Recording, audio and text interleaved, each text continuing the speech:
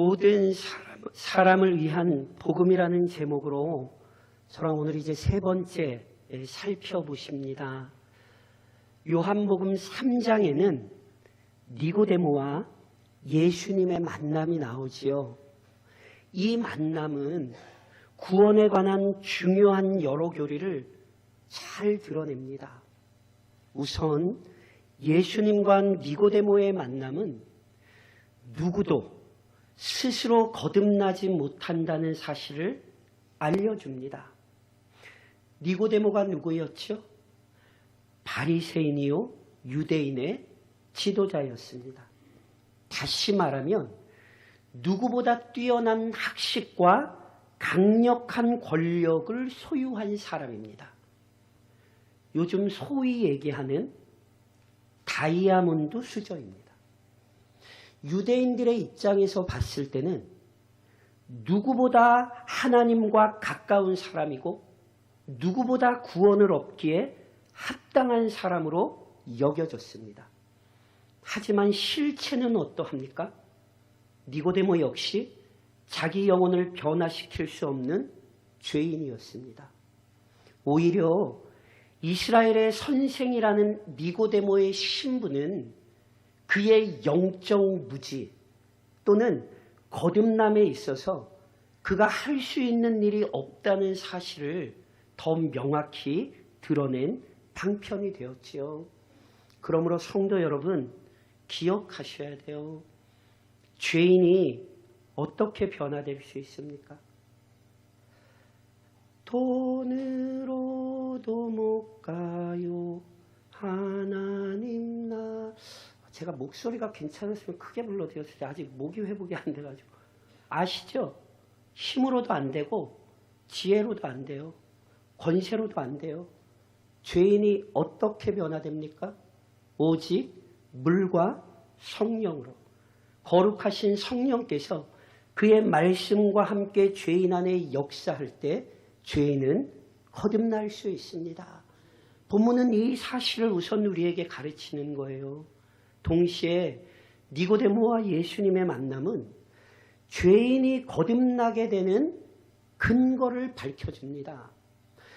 스스로 거듭날 수 없는 죄인 안에 성령께서 말씀과 함께 놀라운 변화를 만들어내실 수 있는 그 이유가 무엇입니까? 저랑 화면 보시면서 지난 시간에 살펴보셨던 요한복음 3장 14절로 15절을 같이 한번 읽으실까요? 예수님 이렇게 말씀하세요. 같이 읽겠습니다. 모세가 광야에서 뱀을 든 것 같이 인자도 들려야 하리니 이는 그를 믿는 자마다 영생을 얻게 하려 하심이니라.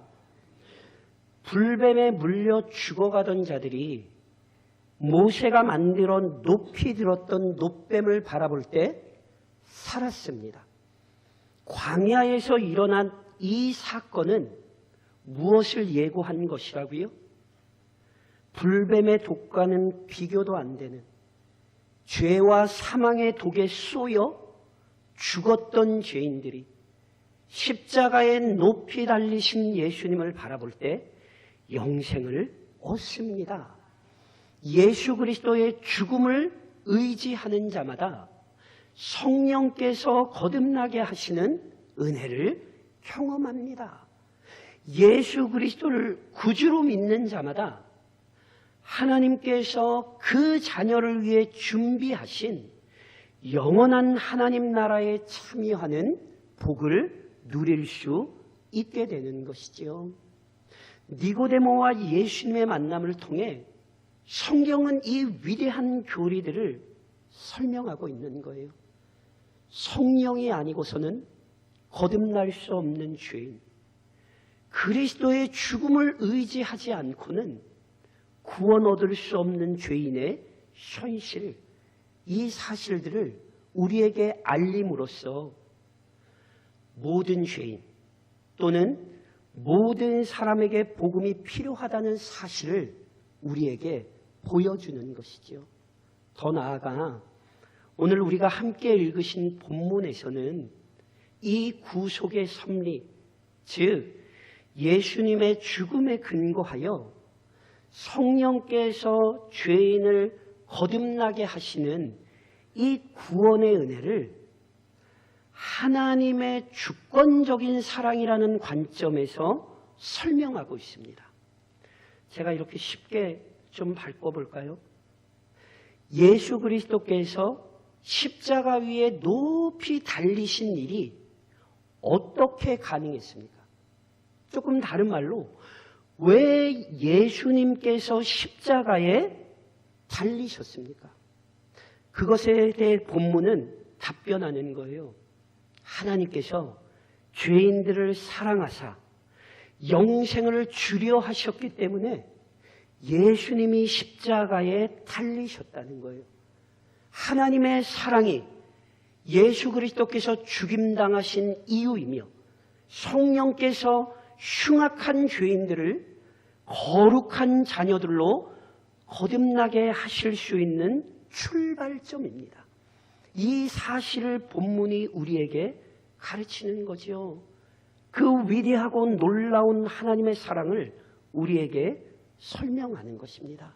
그리고 이처럼 우리 하나님의 사랑이 위대하기에 그 하나님의 사랑을 우리에게 설명하는 복음은 모든 사람에게 전해져야 마땅합니다.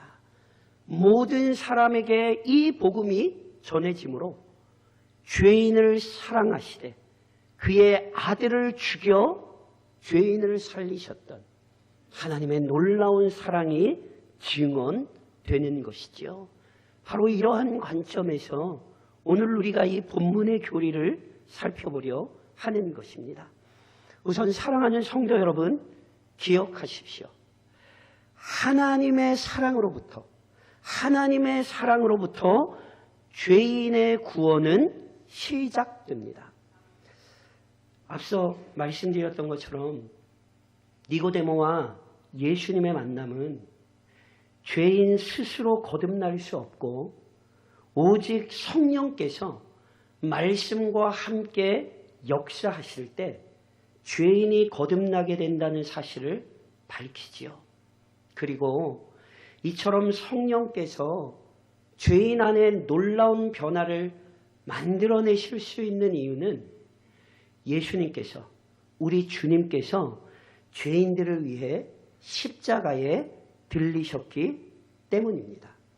그런데 본문에서 동시에 우리에게 어떤 얘기를 지금 들려주냐 하면 이 놀랍고도 신비로운 사건들, 조금 다른 말로 구속의 섭리를 구약 성경이 예고했다는 거예요. 자, 예수님께서 니고데모가 이스라엘의 선생이라는 사실을 지적하셨죠. 말씀드렸죠. 왜 예수님께서 니고데모가 이스라엘의 선생이라는 사실을 지적하셨지요? 지금 예수님께서 말씀하시는 성령께서 거듭나게 하시는 사건이나 십자가 사건이 새로운 가르침이 아니기 때문이에요. 니고데모는 누구보다 구약 성경을 많이 읽었던 사람입니다. 그리고 그 구약 성경을 가르쳐줬던 선생입니다. 그렇다면 당연히 그 구약을 누구보다 많이 읽고 가르쳤던 선생으로서 거듭남도 알아야 하고 십자가도 알아야 마땅한 것이거든요. 그런데 예수님의 말씀을 못 알아듣잖아요. 그래서 예수님께서는 이 사실을 지적하시며 니고데모의 영적 무지만 드러내신 것이 아니라 이 위대한 구속의 섭리가 이미 가르쳐진 사건이라는 것을 알려주시는 거예요. 그렇다면 보세요. 조금 더 나아가 도대체 구약이 이 모든 사건을 미리 알려줄 수 있는 이유가 무엇입니까? 왜 구약이 이 모든 일을 예고해 줄 수 있었죠? 죄인의 구원과 관련된 모든 사건이 우연히 발생한 게 아니라 철저히 계획되고 준비된 대로 이루어지기 때문에 그렇습니다. 구속의 역사가 어느 날 하루 아침에 갑자기 나타나는 것이 아니라 이미 철저히 준비되었던 것이고 그 준비된 대로 이루어지기 때문에 구약이 그것을 우리에게 알려준 것이란 말이죠. 그럼 성도 여러분, 도대체 누가 이것을 계획하고 누가 이것을 준비했습니까? 기억하세요? 지난 시간에 저랑 한 번 더 읽으셨죠? 기독교 신앙의 너무너무 중요한 구절입니다. 저랑 화면 보시면 창세기 3장 15절 같이 또 한 번 읽으실까요? 봉독하십니다. 내가 너로 여자와 원수가 되게 하고 내 후손도 여자의 후손과 원수가 되게 하리니 여자의 후손은 내 머리를 상하게 할 것이요 너는 그의 발꿈치를 상하게 할 것이니라 하시고, 개혁교회 성도들이라면 이 창세기 3장 15절을 정확히 이해하고 알고 계셔야 돼요. 일반적으로 원시복음이라 부르는 인간이 죄를 범하였을 때 하나님께서 선포하셨던 구원의 약속이지요. 여자의 후손, 우리와 똑같은 인간을 보내사 그를 통하여 뱀의 머리, 조금 다른 말로 사단의 권세를 무너뜨리고 구원을 허락하실 것을 하나님이 이미 창세기 3장 15절에 약속하셨어요. 구약은요, 이 약속을 계속해서 우리에게 들려줬던 거예요. 그리고 실제로 그 약속이 우리에게 이루어진 것이죠. 그것이 어떻게 이루어졌습니까? 그것이 오늘 저랑 읽으신 요한복음 3장 16절이에요. 너무너무 잘 아시는 우리 요한복음 3장 16절 다 같이 한번 한 목소리로 봉독하시겠습니다. 하나님이 세상을 이처럼 사랑하사 독생자를 주셨으니 이는 그를 믿는 자마다 멸망하지 않고 영생을 얻게 하려 하심이라. 아멘이십니까? 이 요한복음 3장 16절이 무엇입니까?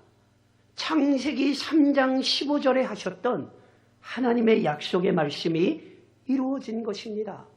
하나님께서 세상을 사랑하셨기에 구원의 약속을 이루셨다는 거예요. 특별히 이 하나님의 사랑을 본문이 이처럼 사랑하사 이렇게 기록했잖아요. 이처럼 사랑하사, 이처럼 사랑하사 무슨 의미입니까? 이처럼 사랑하사. 이 이처럼이라는 구절은 크게 두 가지 의미로 이해할 수 있습니다. 우선 이처럼이란 하나님께서 죄인들을 사랑하신 정도 또는 사랑하신 강도에 대한 표현으로 이해할 수 있습니다. 그러니까 조금 말을 바꿔서 설명드리면 하나님께서 죄인들을 너무 많이 사랑하셨다. 풍성하게 사랑하셨다. 이 표현을 이처럼 사랑하사 이렇게 표현한 거예요. 동시에 이처럼 사랑하셨다는 것은 하나님께서 죄인들을 사랑하신 방식으로 해석할 수 있습니다. 그렇다면 하나님께서 죄인들을 어떤 방법으로 어떻게 사랑하셨습니까? 하나님께서 사랑하신 방법이 앞서 있는 구절, 즉 모세가 광야에서 뱀을 든 것처럼 우리 주님께서 십자가에 들리시는 사건인 거예요.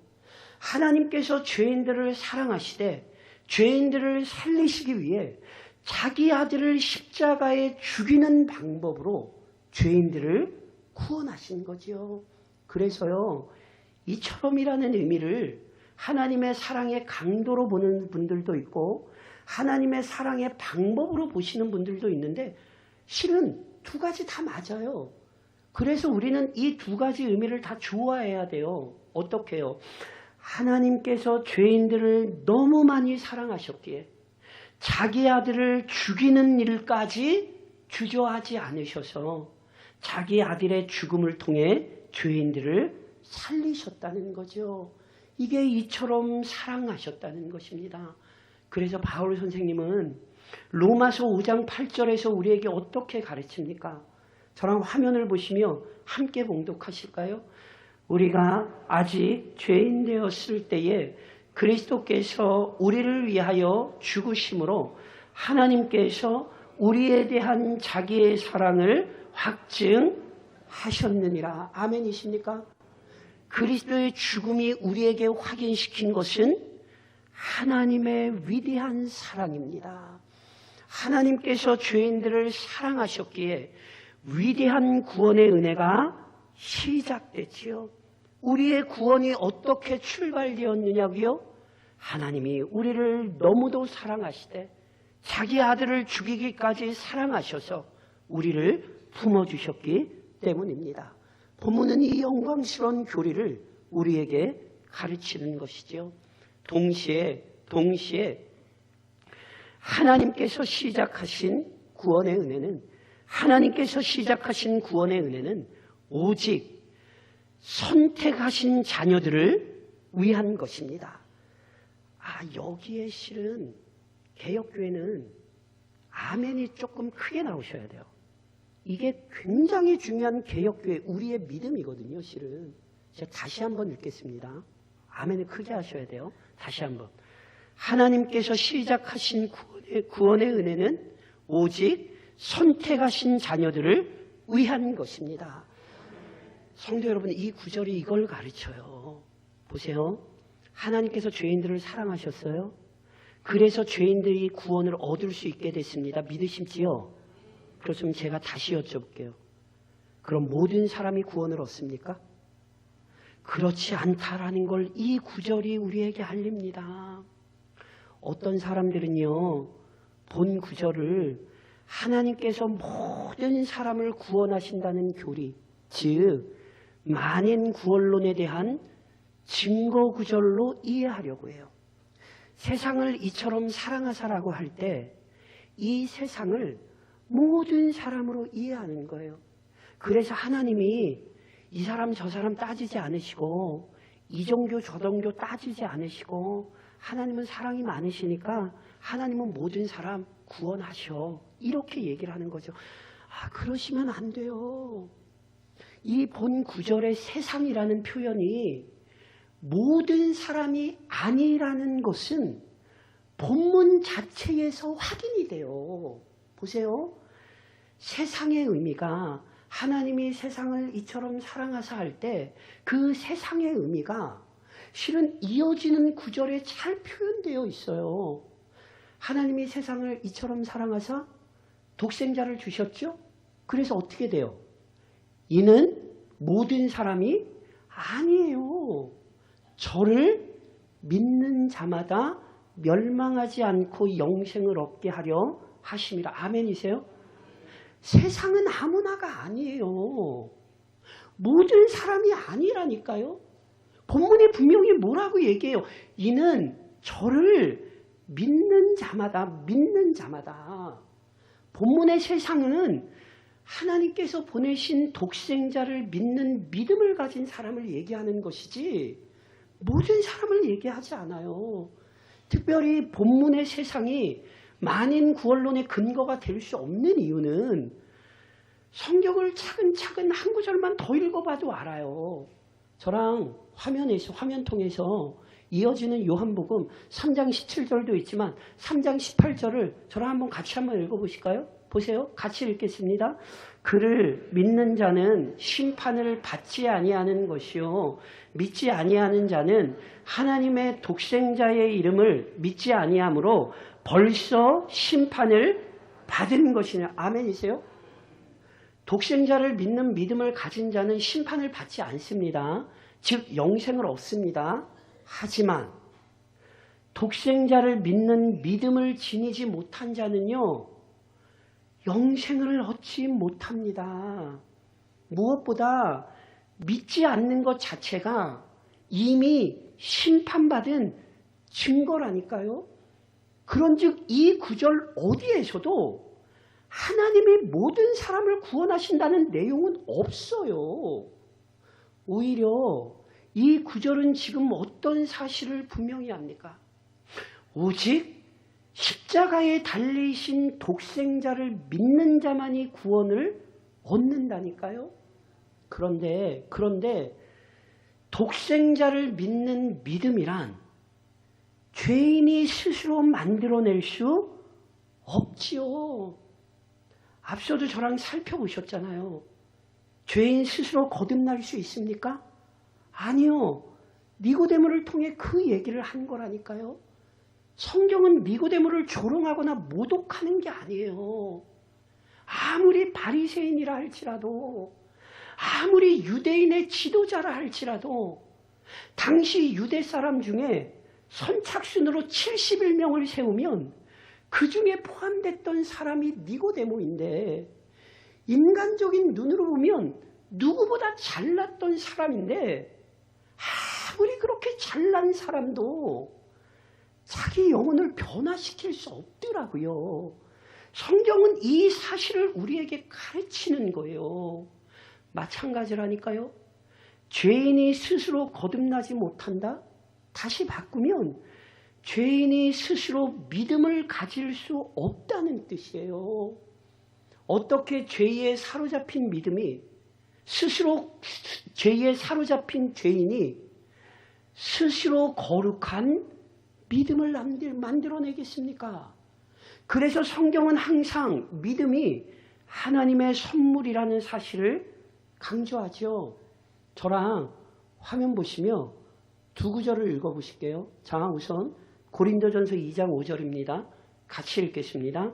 너희 믿음이 사람의 지혜에 있지 아니하고 다만 하나님의 능력에 있게 하려. 믿음은 사람의 지혜에 있지 않습니다. 어디에 있습니까? 하나님의 능력에 있습니다. 또 한 구절 이어서 같이 읽으실까요? 데살로니가후서 3장 2절이죠. 같이 읽겠습니다. 믿음은 모든 사람의 것이, 아멘이십니까? 믿음은 모든 사람의 것이 아닙니다. 믿음은 모든 사람이 갖고 싶다고 해서 가질 수 있는 것이 아닙니다. 믿음은 하나님의 능력이 만들어내는 것이며, 믿음은 하나님의 선물로 주어지는 것입니다. 그러므로 본문에서 말하는 하나님께서 사랑하신 세상 또는 독생자를 믿는 믿음을 지닌 자들은 하나님께서 친히 구원하시려고 선택하여 주신 자들이 분명합니다. 그래서 이와 같은 구원의 섭리를 바울은 로마서 8장에서 이렇게 밝히고 있어요. 저랑 화면 보시며 로마서 8장 30절 같이 한번 읽으실까요? 또 미리 정하신 그들을 또한 부르시고 부르신 그들을 또한 의롭다 하시고 의롭다 하신 그들을 또한 영화롭게 하셨느니라. 하나님께서 먼저 사랑하셨기에 구원받을 자녀로 정하시고 불러주신 거예요. 그리고 그 사랑을 성취하기 위해 자기 아들을 그분이 친히 죽이셨고 그 죽음에 근거해 자기가 부르신 자녀들을 의롭게 여겨주신 거예요. 그리고 역시 그 사랑이 변치 않기에 하나님의 자녀라는 신분이 변치 않고 영생을 누릴 수 있게 되는 것이죠. 성경은 우리에게 주어진 이 구원의 은혜가 우리 스스로 만들어내거나 우리의 노력으로 이루어낸 것이 아니라 오직 하나님께서 선택하신 자녀에게 주어진 놀라운 축복임을 가르치고 있음을 기억하셔야 하는 것입니다. 그러므로 사랑하는 성도 여러분, 이 영광스러운 교리에 근거하여 우리의 삶에 이제 적용하셔야 돼요. 어떻게 해요? 사랑하는 교회요. 하나님께서 구원을 베푸신다는 사실이 입증되도록 모든 사람에게 복음을 전하십시오. 저랑 지금 이 시리즈 설교에서 계속 강조해서 말씀드린 것처럼 복음은 모든 사람을 위한 것입니다. 혼동하시면 안 돼요. 복음이 모든 사람을 위한 것이란 모든 사람이 구원을 얻는다는 의미가 아니라 모든 사람이 복음을 듣게 해야 한다는 의미입니다. 그렇다면 왜 모든 사람이 복음을 듣게 해야 하는 것입니까? 제가 지난 시간에도 설명드렸듯이 이 복음을 모든 사람이 듣게 해야 되는 것은요, 반드시 교회가 그리스도의 재림 때까지 감당하고 충성해야 할 사명입니다. 믿으시죠? 명령하셨다니까요. 너희는 땅끝까지 이르러 증인이 되라고 하셨고요. 온 천하에 다니며 만민에게 구별하지 말고 만민에게 복음을 전파하라 명령하셨어요. 그러니까 이건 명령이란 말이에요. 그래서 교회는 충실하게 이 사명을 감당해야 되는 거죠. 그래서 그 사명에 대해 우리 믿음의 선배 바울은 디도서 1장에서 이런 고백을 해요. 자기 때에 자기의 말씀을 전도로 나타내셨으니 이 전도는 우리 구주 하나님이 명하신 대로 내게 맡기신 것이다. 전도는 하나님이 명령하셔서 맡기신 거예요. 바울만이 아니라 사도행전에서 저랑 계속해서 살펴보셨던 것처럼 성령 받은 성도라면 마땅히 증인이 되는 것이고 전도의 사명을 맡은 거예요. 그러니 우리 중 누구도 전도의 사명에서 제외된 자가 없고 우리 모두가 모든 사람에게 복음을 전파하도록 수고하고 애써야 하는 거죠. 그런데 오늘 본문을 통해 보면요, 그처럼 모든 사람에게 복음을 전파해야 하는 이유는요, 이것이 하나님께서 계획하신 구원의 섭리이기 때문에 그래요. 제가 좀 이렇게 설명을 드려볼까요? 오늘 우리가 하나님의 자녀로 살고 있잖아요. 오늘 내가 하나님의 자녀로 어떻게 살게 되었는지를 떠올려 보시란 말이에요. 우리 중에 어느 누구도 하나님께서 갑자기 환상에 나타나셔서 너 예수 믿어. 제가 말씀드리죠. 이런 거 추구하지도 말고 이런 거 경험하실 거라고 생각하지 마세요. 지금은 계시의 시대 아니에요. 지금은 조명의 시대예요. 그래서 사도행전 10장에서 저랑 고넬료 사건 살펴봤던 거 기억하세요? 천사가 고넬료에게 나타났어요. 그러니 천사가 고넬료에게 나타났으니까 천사가 고넬료에게 복음을 선포하고 예수 믿게 하면 됩니까? 안 됩니까? 잘 모르시겠어요? 그때도 그래도 되죠. 어차피 하나님이 천사를 보내신 건데 천사를 보내서 하실 거 천사 통해서 다 하시면 되잖아요. 그런데 하나님이 그렇게 하셨어요? 안 하셨어요? 그렇게 안 하셨죠. 하나님이 어떻게 하셨어요? 베드로를 보내시죠. 베드로를 보내서 전혀 생각하지 못했던 일을 이루셔서 베드로의 입을 통해 예수 그리스도를 듣게 하시고 고넬료와 그의 가정이 구원을 얻게 하셨잖아요. 그때도 말씀드렸잖아요. 이게 하나님께서 우리 각자에게 구원의 섭리를 이루시는 방편이에요. 우리 모두 역시 이런 질서로 구원을 얻은 거예요. 그것이 나의 부모가 됐든지 아니면 내가 어릴 때 다니던 어떤 교회의 어떤 선생님이 됐든지 아니면 나이가 들어 만났던 어떤 그리스도인이 됐든지 하나님이 내게 나타나서 너 예수 믿어 이게 아니라 하나님이 이미 복음을 들은 성도, 이미 복음을 전하는 교회를 우리에게 보내셔서 그 교회를 통하여 하나님의 영광스러운 복음을 듣게 하셨고 그 복음을 들을 때에 우리에게 그 구원의 은혜가 실제로 성취되게 하신 거라니까요. 이게 하나님의 구속의 질서예요. 그래서 저랑 화면 보시면 사도행전 13장 48절을 같이 한번 읽으실까요? 같이 읽겠습니다. 이방인들이 듣고 기뻐하여 하나님의 말씀을 찬송하며 영생을 주시기로 작정된 자는 다 이방인들이 뭐 했어요? 들었어요. 듣고 기뻐했어요. 뭐요? 하나님의 말씀을 바울과 바나바가 또는 교회가 이방인들에게 복음을 전할 때 교회 이방인들이 그것을 듣고 영생을 주시기로 작정된 자가 다 믿는 놀라운 구원의 역사가 나타난 것입니다. 그러니 제가 묻겠습니다. 복음을 듣게 하는 것 중요합니까? 안 중요합니까? 너무너무 중요하죠. 너무너무 중요하죠. 왜냐하면 하나님의 구원의 질서가 성취되는 방편이기 때문에 그래요. 그래서 그 중요함을 바울 선생님이 로마서 10장 14절에서 이렇게 설명하죠. 저랑 화면 보시며 같이 한번 봉독하십니다. 그런즉 그들이 믿지 아니하는 일을 어찌 부르리요? 듣지도 못한 일을 어찌 믿으리요? 전파하는 자가 없이 어찌 되리리요? 이해하세요? 도대체 전파하는 자가 없으면 누가 그 복음을 들을 수 있겠습니까?